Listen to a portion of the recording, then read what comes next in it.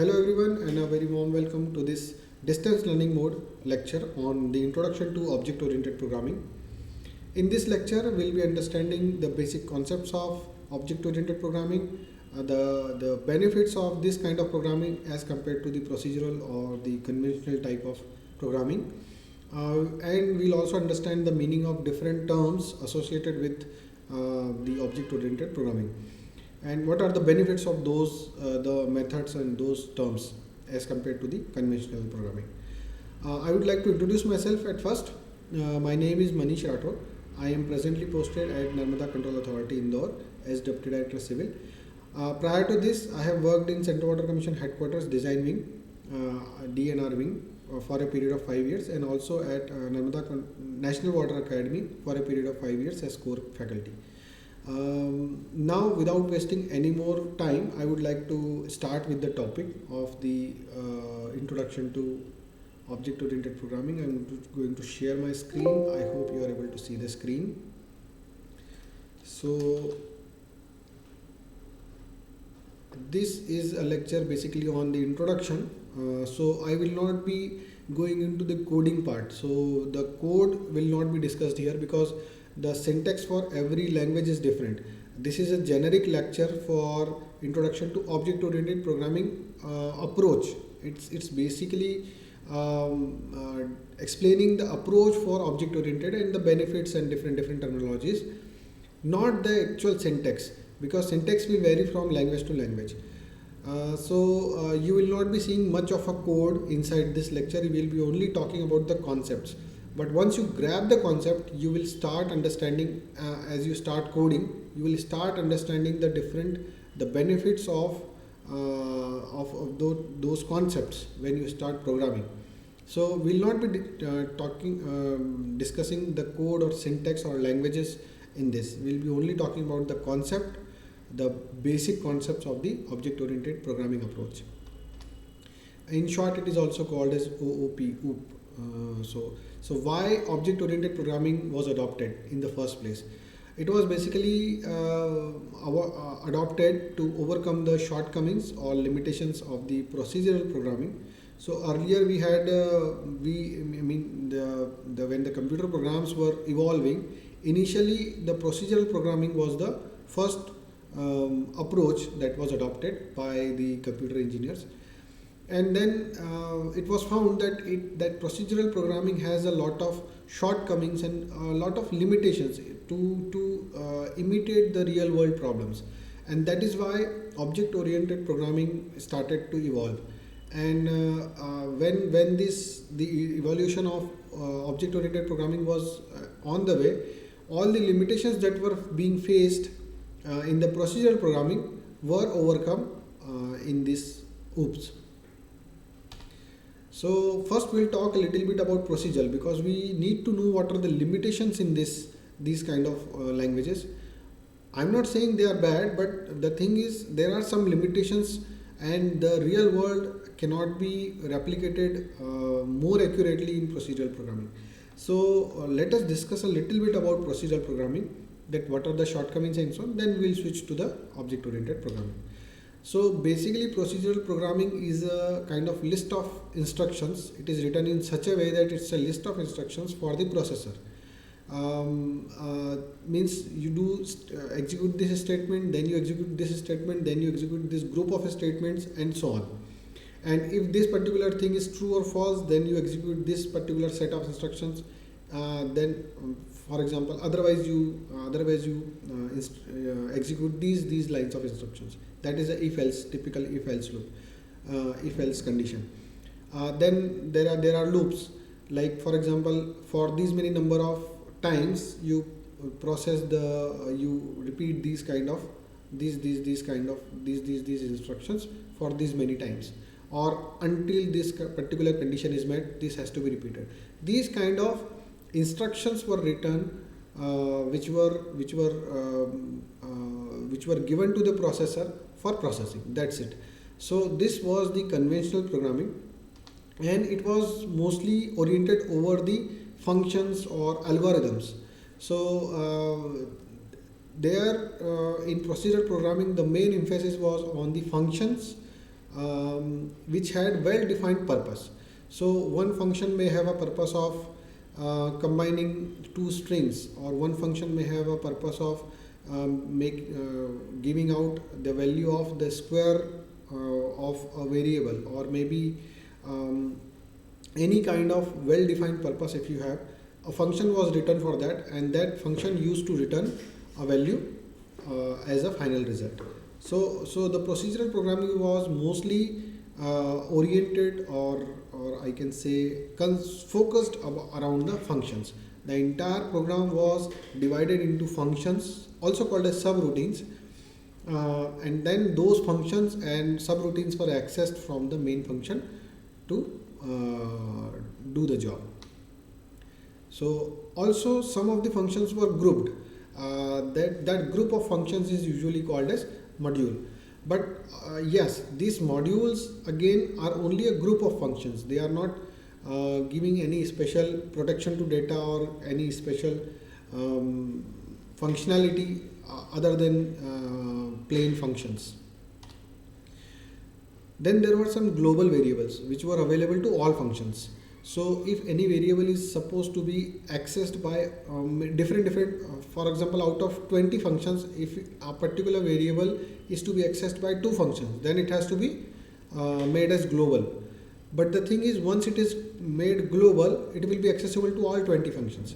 So there was no protection of these variables in procedural programming. And there is, of course, is some local data for individual function which is private, but that local data cannot be accessed by anything, not by the main function nor by the other functions. So this is the typical flow of these are the typical points of a procedural programming, and this is a typical structure of a procedural program. So there is a main program. It starts, for example, in C++, it starts with void main and then brackets, and then so that main program can then access different functions, and those functions can call another functions. You can have a function inside a function and so on. So main program is having access to every function, and all functions have access to each other. Okay. The reverse is not possible. Functions don't have access to the main function, but main program has access to all functions. And then there are some global variables. So those global variables are accessible to each and every function. Of course, these functions can have local data for temporary calculation or so.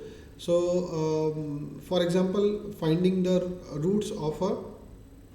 solution of a quadratic equation. So maybe you can have a local variable for determinant. So b square minus 4ac can be stored in a local variable, but that will be accessible only to that function, only for internal calculation purpose of that particular function. And then that function will return some value to the main function. Global data will be accessible to each and every function, and they are global and visible publicly to every function, including the main function. So there were some limitations that were faced by the computer engineers when they were working with the procedural programming languages. The first thing that was faced was there was no data protection. So global variables are visible to every function, including main function.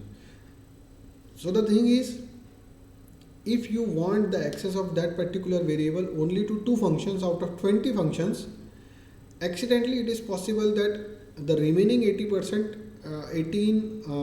functions may cause some changes in the global variable, which is not intended.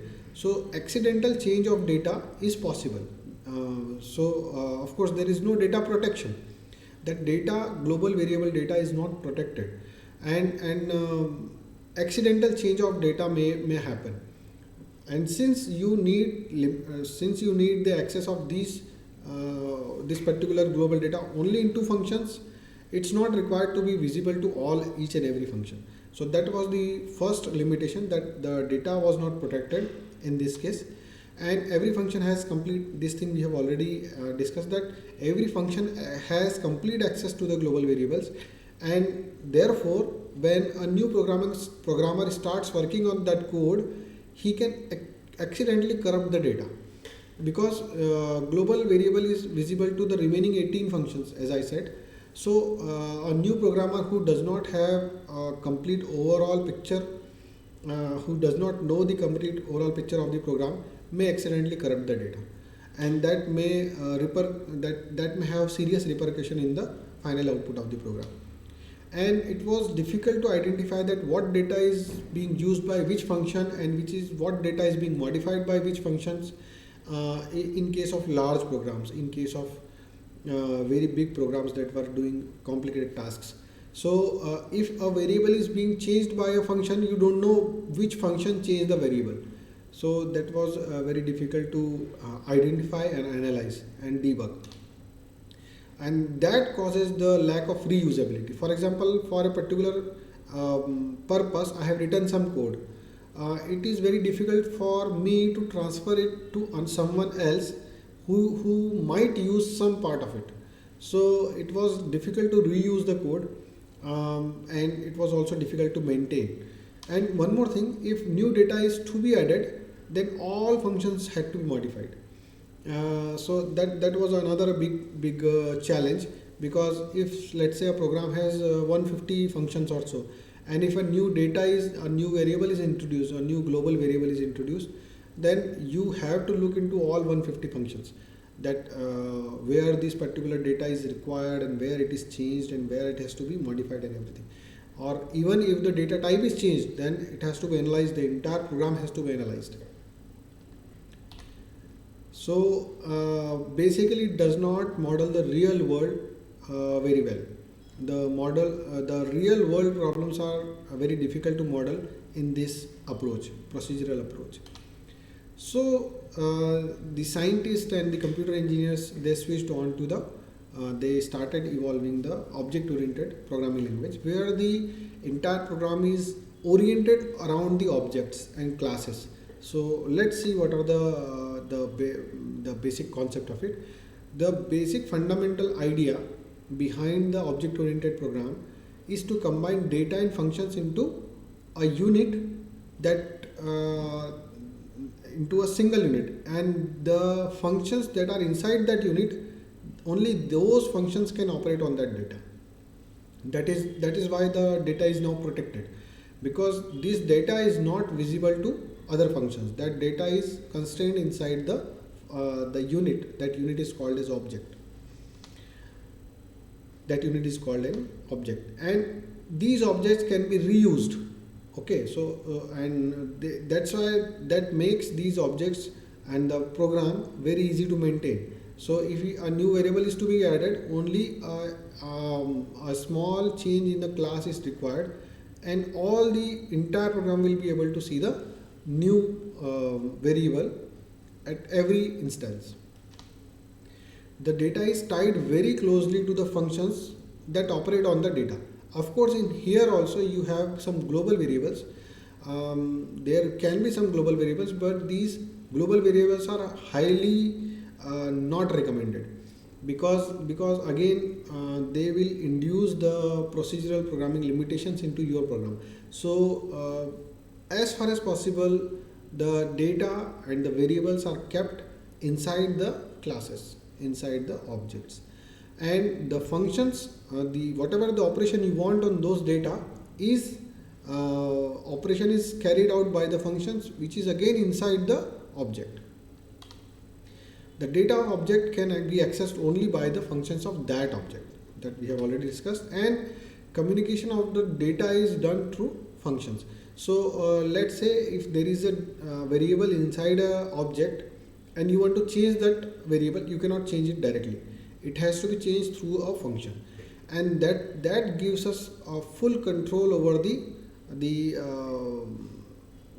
durability of the variable and integrity of the variable, because whenever you want to change that variable, it has to be done through a function, and anything that is not permitted to be changed, there is no function return to change the variable. That's it. So that is why the data is protected from the outside world, from the outside functions. This is a typical structure of the object oriented program. We have these units. These are objects. These are objects, and these objects have some data, means the variables or arrays or any data, strings or anything. And then you have functions. These functions can communicate with each other, and this data is protected and hidden from the outside world. So any outside function or outside program wants to communicate with the unit, this unit object, then it will communicate it through the functions, and these function will then access the data and give the output through these functions. These functions are also called as methods, and this data or variables is also called as members.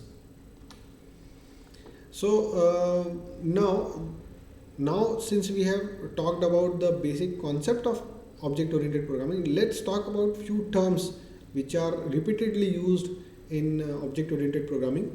The first one is objects, that we have already talked about.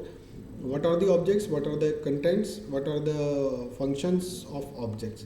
Then we have class. Class is a kind of user defined data type. And object is an instance of class. Okay, so we'll discuss a little bit more about in the coming slides. Then we have something called as encapsulation. Data and functions protected inside a unit, that is encapsulation. Abstraction means taking out the only data which is required and keeping rest everything to the inside the private scope of the function of the object, that is abstraction. Inheritance, taking the properties of a parent class to a child class, that is inheritance. Polymorphism, reusing the same code for different purpose, that is polymorphism.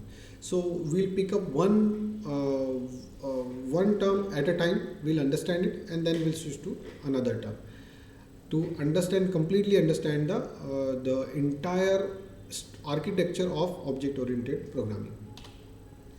Objects are the basic runtime entities of an object oriented system, and they represent maybe a person or place or any item that you can imagine that program has to handle. So an object will have some data members and some functions, right? These data members are generally private. They can be made public, but that is not recommended. And you have some functions. That functions will operate on the data members or the variables inside that particular object, and will give some output. For example, if you talk about an object car, then data members can be like the model, the year of manufacturing, the color of the car, and so on. Functions can be start, means start the engine, move, stop, and so on. So this is a typical real life or real world example of an object in a computer program. When a program is executed, the objects, they interact by sending message to one another.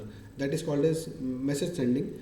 So whenever a new object is created, at that time we can send some message to it. Or when the program is executed in the runtime, during the runtime, one object can communicate to another object by sending messages. So this kind of approach will help in keeping the data protected and also sending the message from one object to another object.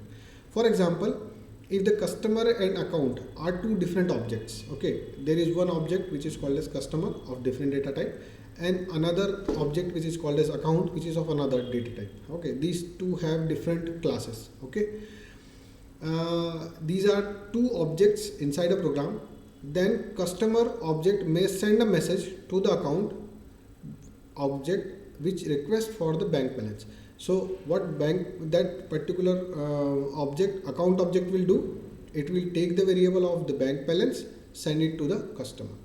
So this kind of message sending is possible, and each object contains data, and then code, means functions to manipulate the data, either to manipulate or read the data.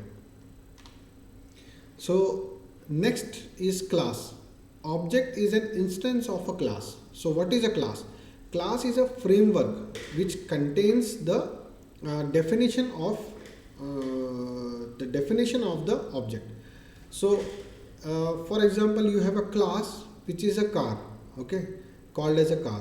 Then inside that car you can have different models, and all those models can have, for example, this one, the name of this object, the name of this car is Polo, then you have Mini, and then you have Beetle. So you have the name variable inside a car. The value of that name variable will be Polo here, Mini here, and Beetle here. The color of the car can be another variable. Color of the car in this case will be green, in this case it will be blue or cyan, and in this case it will be red. Similarly, you can have functions like get speed, so or get max speed, or get average, or maybe get mileage, average or mileage. So what that will do, that will calculate some values by taking the help of data inside the object and give an output. Okay, so this is a class is basically a framework or a data type, and user can create from that data type, user can create the objects. So object is an instance of a class. Class is a definition, object is a instance of that definition. Classes are user defined data types. Okay, so there are some inbuilt data types, integer and boolean and strings, and maybe you can have long or double long, long double. These kind of internal hard coded data types are there. But there is some data, there is a data type which is called as car, that has the values of variables such as color, name, and speed and everything, and mileage and everything. That is again a user defined data type, and you can create variables out of this data type, and those variables of this data type are called as objects. That is the basic concept. Objects contain code and data which can be made user defined type using classes. Okay, so basically this is the reciprocating of the same thing. I'm making emphasis on the same thing, that class will define the type and object will be instance of that data type. Okay, so basically objects are the variables of the class, and once a class has been defined, we can create any number of objects for that class. So here we have three classes, three objects for one class. You can have as many number of objects as you want. Like if I want, I can have one integer inside my program, I can have 100 integers inside my program. Similarly, I can have one car type inside my model, I can have 100 more car types inside my model. So that is the benefit, that you can start reusing the same class for different objects. So we can create the object of a class using this syntax, the class name and then the object name. And here the class name is class which is already created, and object name is any user defined name. Okay, for example, for a student class, student Ram and Shyam. So student Ram and Shyam, Ram is a object of type student. Similarly, Shyam is an object of type student, and this student will define, this class student will define what are the variables and functions inside it. Variables can be like the name of the student, the roll number, the age, not age, date of birth, and so on. And it can have functions like get age. That will how it will do. It will take the variable date of birth, subtract it from the today's date, and it will give the age.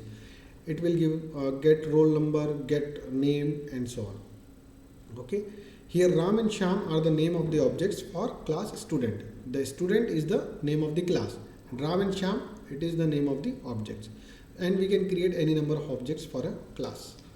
All these objects will have all the variables and all the functions which are defined inside the student. Encapsulation. Encapsulation is the basic pillar or the basic principle of object oriented programming. Encapsulation means putting everything inside a capsule. So that is a very easy way to remember it. Put all the functions, methods and variables inside a capsule protected from outside world. So in simple word, encapsulation is a process of binding data members, means variables and properties, and member functions inside a single unit. That single unit is called as the class. The class is the unit. So that class will have some methods and some variables which is encapsulated inside a unit, single unit. See, this class starting here, ending here, and it has some data members and some methods. That is called as encapsulation in object-oriented programming. Through encapsulation, data is not accessible to the outside world and only to those functions which are wrapped inside the class. They can access those variables.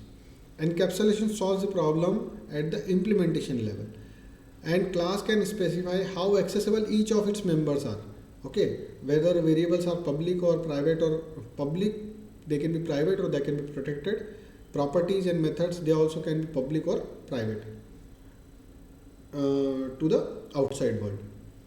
Outside world means another function or another main function. Abstractions in object-oriented programming. Abstraction means taking only the necessary feature from the class without touching or without going into the detail or without going into the internal working or explanation of the program. For example, if I ask you that give me the average of 50 people, there is one way you give me every detail, the average age of, you can give me the age of every person, 50 people, and then I will calculate. This is one way. Or what you do, you calculate, take the age from every 50 people, then you sum all these, then divide by 50 and give me final output. So that is abstraction. The data abstraction is a programming technique or design technique that relies on the separation of interface and implementation. So how it is implemented, you don't care. You only talk about the interface. So I am asking, give me the average, you only give me the average. And I don't care about how it is calculated. Okay, it is for example, if you know that when you press the accelerator, the engine will speed up, or when you press the brake, the car will stop. You don't have to care about the internal working. When I press the accelerator, there is a wire which will pull some lever, and that will increase the flow of air, that will increase some petrol which is going into the engine, and that will speed up. And you don't have to worry about that. You just know, if I press the pedal, the engine will speed up. If I press the brake, I don't need to care about how the brakes are applied. If I turn the steering wheel, how the gears are working and how the power steering is working, how the torque is being calculated, how motor is running, you don't have to worry about that. I just know that when I turn the wheel should, when I turn the steering wheel, the wheel should turn. So that is abstraction. This similar concept is applied in object-oriented programming as well. That makes program very easy to use. So the car driver only needs to have the access to these 5 public functions, like turn on will turn on the engine, turn off will turn off the engine, accelerate, brake or gear change. The driver doesn't have to worry about how the fuel is being pumped from the fuel tank to all the way to the piston, how sparks are created at accurate timings, how the brake pads are being moved, how the piston changing speed is changed. The driver doesn't have to worry about it. Similar thing is happening in computer programs also. So how that particular value is arrived, I don't care. I just need the value of it. That is abstraction. Inheritance. Inheritance is the mechanism of deriving new class from an old class. Okay, it is similar to the inheritance in the real world. The properties and everything are inherited from the parents to the child. Similarly here, whenever you are creating a new class, you can import or inherit or derive the properties or maybe class members or variables and functions, everything which is available inside the parent class. So you don't have to reinvent the wheel. A class is already there. Let's say it is available on the net in form of a library. You can simply download it and inherit everything of that class inside your program just by calling that class. Okay, just by extending your class from a parent class. So you are creating a class which is inheriting something from another class. So all the properties and objects and methods will be inherited inside your class. Inside your class you can add new variables and you can add new functions. So all the variables and functions of the old class, parent class, will be available inside your class, and you can add additional classes inside your class. Old class is called as, or the parent class, it is called as base class, while the new class, it is called as derived class, or it is also called as subclass or a child class. Inheritance is undoubtedly the most powerful feature of object-oriented programming. Why? Because you don't have to rework most of the things. Let's say there is a problem that I need to solve using my program, and for that problem most of the work has already been done by someone else, and he was generous enough to put that code, the work that he has done, on in form of a library on GitHub. You simply go and search for that particular problem. You will usually find some library kept on GitHub. You clone it, you download it on your PC, you import it inside your project, and then you extend your class to the library class. So all the properties and methods and everything will come into your class. You can then customize your class, add new functions and variables and everything like that.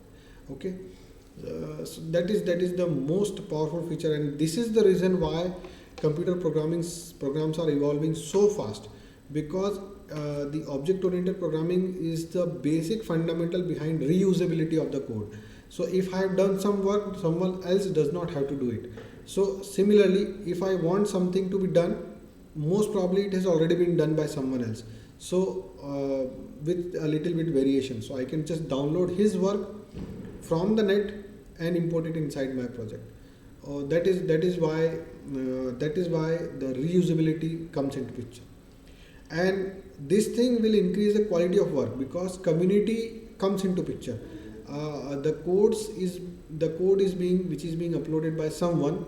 Community can comment on it, can keep on commenting how to improve it, what are the different features that can be added, that can be deleted, or how the code can be improved, and that improvement is done in real time, and even automatic updates are available.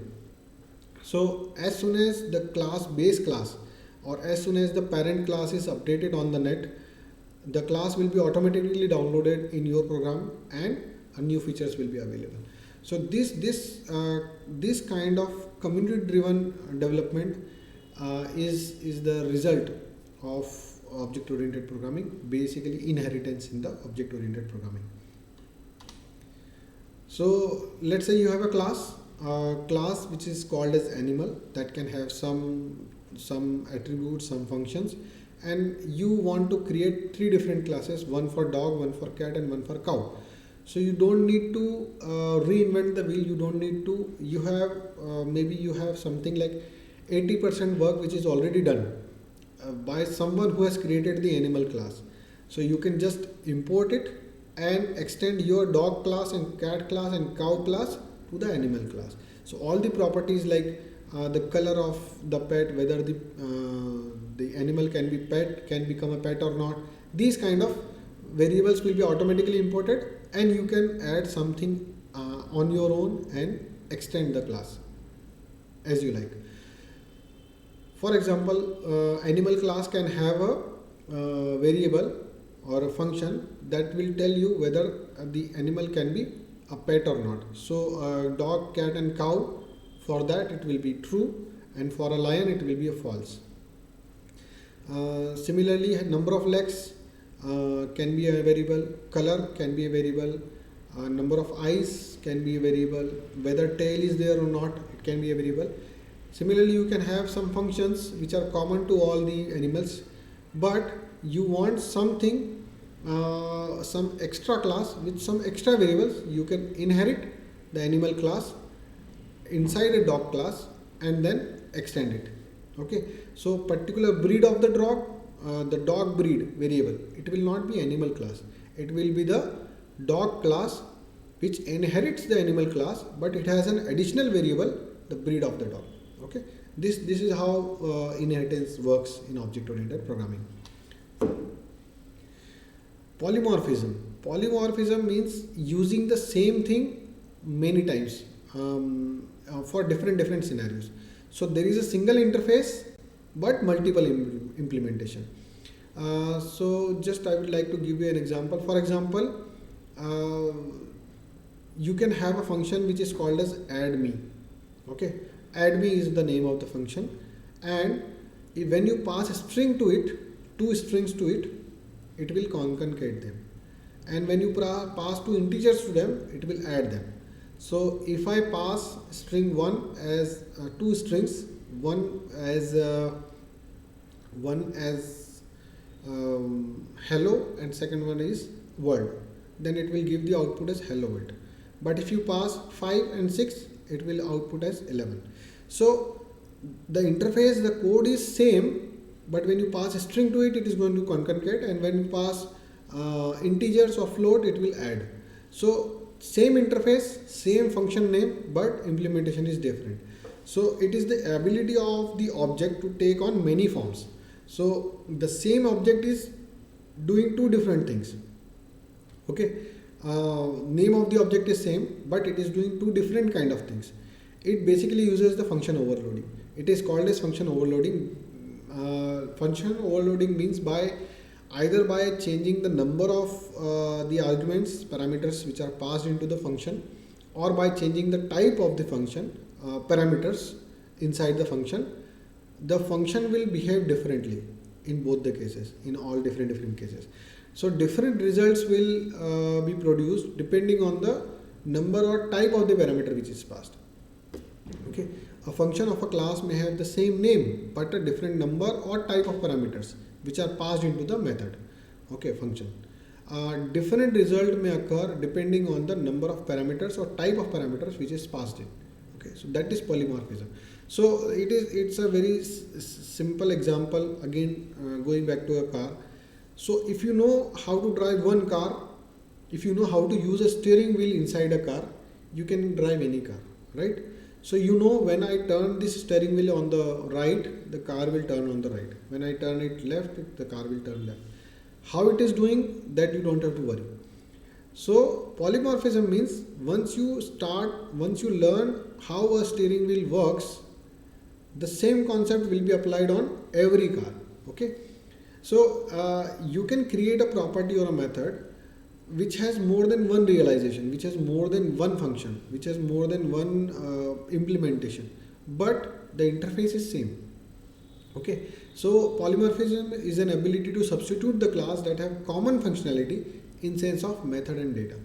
And again, it is a very powerful feature because you can have a function that can take the input as a strings and booleans and integers and different kinds of, and even some function can have, maybe you can pass one parameter or two parameter or 15 parameters, and for each case it is going to behave differently.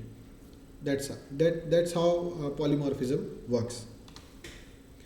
So basically now all the terms that we have used in the object oriented programming have been covered, and let's talk about the summary, or it is basically the concluding slide of the presentation. It will discuss all the benefits of object oriented programming. The first one is user defined data types that can be created. The user defined data types are called as classes, and the variable of these user defined data types are called as objects. Code can be reused using inheritance. So by inheritance you can use the same code again and again by inheriting the properties and methods of the parent class inside a child class.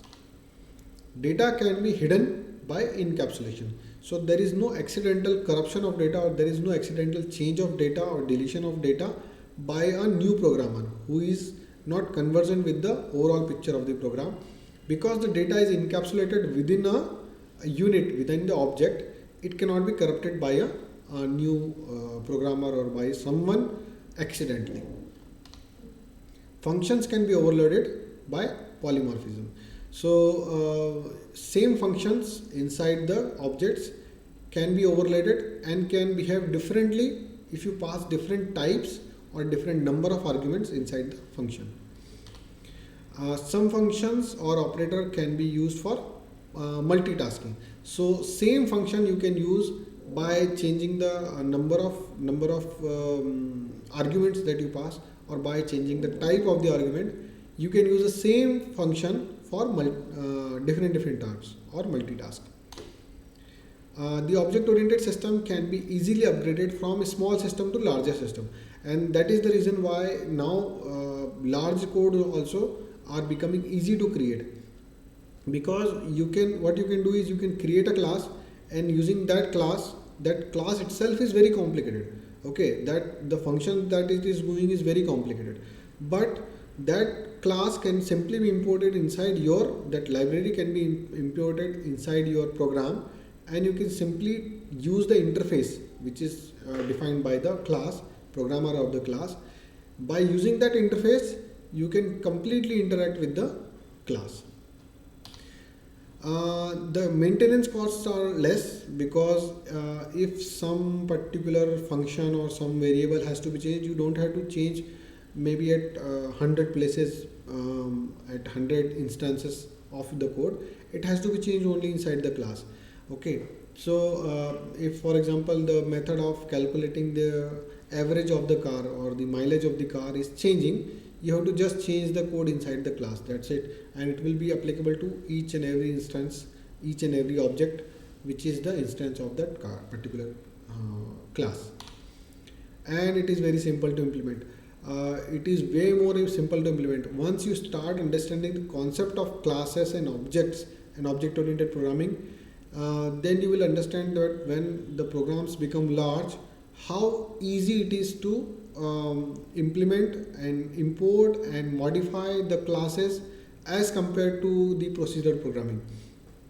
So it's very simple to understand, but the thing is you must be knowing that these things exist, and the syntax will change from language to language. PHP will have some other syntax, the Java will have some other syntax, or Python will have some other syntax, but the basic concept remains the same. So that's it for now. This was all about the classes and object-oriented programming and objects and all the terms related to object-oriented programming. If you have any questions or doubts, you can always contact me. I have given my contact details here. This was basically a very basic, this lecture was only to give a basic understanding of the object-oriented programming, but there is a lot to learn, because the object-oriented programming itself, understanding the concept is not sufficient. You have to practice it with starting with small codes, very small snippet of codes, and then when you start understanding the concept of it, you will start gaining confidence in it, and you will see, you yourself will see that it is very easy to develop codes using object-oriented approach as compared to the procedural approach. Initially, when you start learning the language, programming language, procedural seems easy and object-oriented seems complicated. But when you talk about large codes, a few thousand lines of codes or few 100,000 lines of codes, in that case object-oriented programming makes it very easy to reuse the code and modify and maintain the code. So that's all for now, friends. I hope you learned, you will take something out of the lecture and learn something new. I hope you learned something new from this lecture. Thank you very much. Thanks a lot.